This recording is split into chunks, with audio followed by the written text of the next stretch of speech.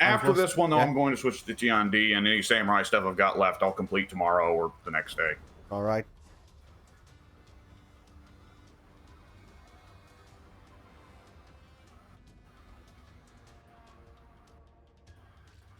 I'm at level 15 in rep 6. So maybe, nice. maybe this makes me level up, but that depends. Do we get like 3,000 experience from the harvest, or do we get 2? Yeah. It seems almost kind of random. Sometimes, like, my XP just goes through the fucking ceiling, 8 bazillion levels. Other times, it's like, genuinely, every couple of matches we get 2,634 or something like that experience from the harvest, and sometimes you get 300. Yeah. It's nutty. Which, by the way, like 2,600 whatever, that's a breach match. And they just give you a breach match for free. Yeah, sometimes Dominion just it prints XP. No. In breach, I got it to happen in breach, so I got the worth of 2 breach matches out of 1. It's the harvest bonus that they have right now. Why are the 3 of us on point? Why not? Well, fuck that Shinobi then. Yeah. He should own his taxes. He did? Yes.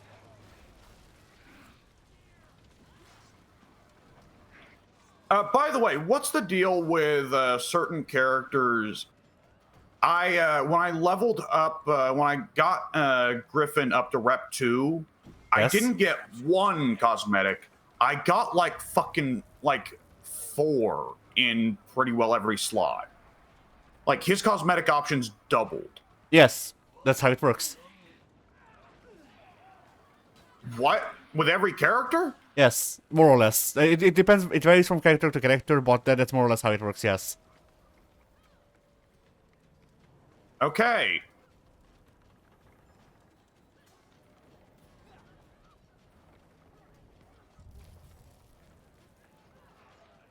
I'm currently playing the role of jungle.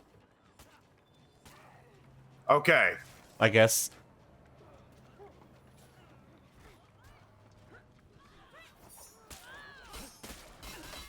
Woohoo! That's such a long execution, but hey, it gives loads of health, and it looks cool. Oh, there's some shit going on in the center lane. The real problem there was that the Hitokiri bot showed up and then proceeded to put an X into my spine, which hurt. as you might imagine.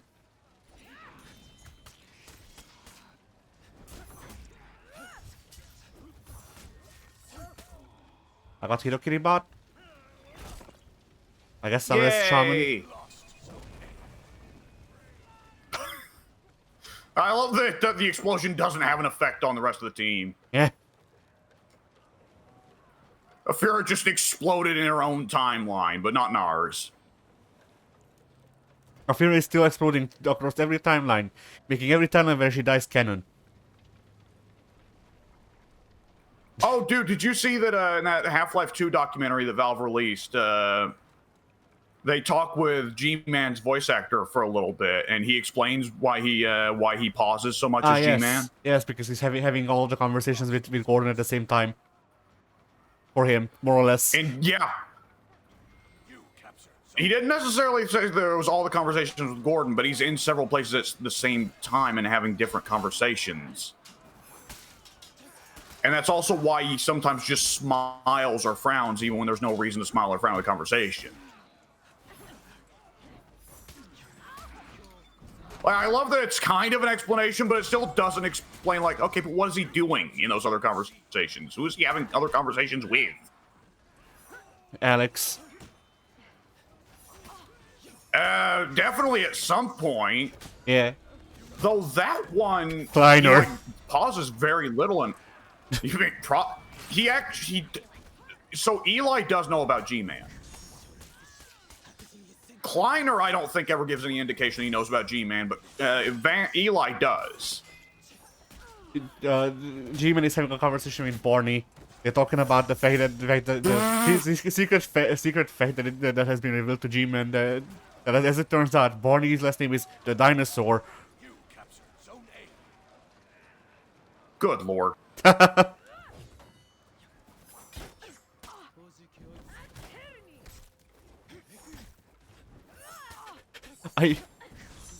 I know that's not what she said, but it sounded like a fear hit me with a main stack and said, "Attorney!" If memories, I think Barney is the only one who in Half-Life 1 never gets a meaningful interaction with G-Man.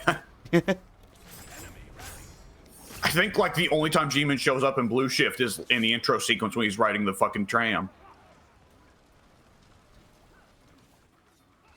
But fucking, what's his face? The guy from Thunder Freeman. Yeah, he gets a better one. Oh, God. Yeah, I'm sure they use G-Man in that. Probably. G-Man. G-Man. G-Man. G-Man. Emphasis. Singular. Not the plural. That's a very different person. Yeah. I thought you were joking that they fuck up the way they say his name, so he just turned into Jimin, which is like a Korean name, I think.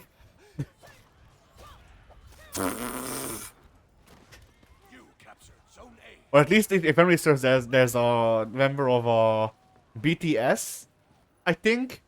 I don't know. The only Korean band I know anything about is fucking Big Bang. But whatever. In BTS, I think there's a guy named Jimin, at least one. There's like 50 of them, so you know. So that band that all the girls go crazy about has a band member that's named Jim Seaman? Jimin. Jim Seaman? Yes.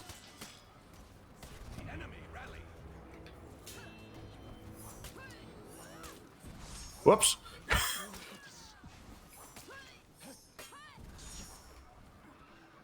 Oh! Oh, okay. Well, apparently that was enough fucking pushback to knock him off to his death. Good to know. I didn't even go for the parry kick that is supposed to be the pushback one. Hito permanently. Oh, God. Yeah, Hito, what's a problem? Isn't she, I think. I was confused about whether or not Hito was dead because I sent him flying to his death. I didn't know if it was in the right time frame. Is that an unparryable? Ow. What? The Shinobi, well, not unparry stanceable, I should say, but Shinobi's weird spinning kicks. Because it wasn't registered as an unblockable, it was registering as... Okay, because, like, they're barehanded attacks, but the game was considering them to not be unblockables, but just standard attacks to be blocked.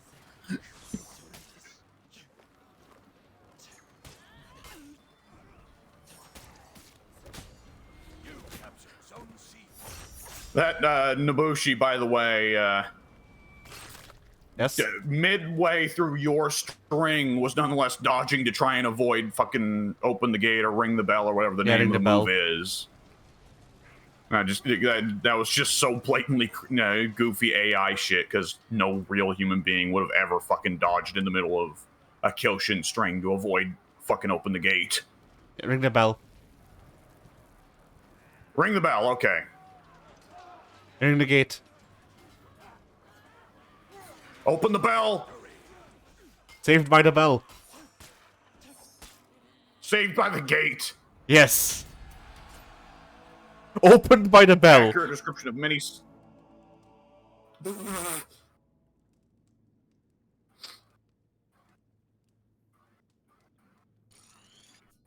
Ringed by the gate?